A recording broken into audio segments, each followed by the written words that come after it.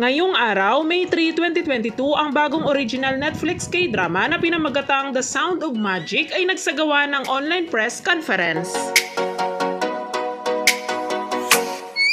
Ang Netflix Korea ay nagbahagi ng ilang press conference photos ng mga pangunahing bida ng The Sound of Magic na sina Chang Wook, Choi at Youp.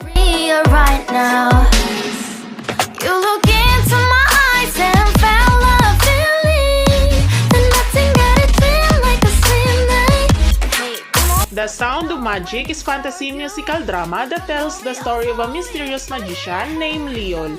A magician living in an abandoned theme park makes trouble disappear for this enchanted teenager enduring harsh realities. He suddenly appears in front of a girl named Eun Hwang who desired to become a magician since her early days. She wished to grow faster to fulfill her dream. Want to be with you, call my name, love, ooh.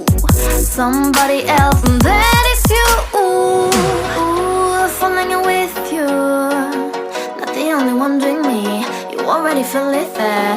Give me a little more dark in the spotlight. Do I wanna know something? You look into my eyes and fell love feeling. Then nothing got a dream like a slim night.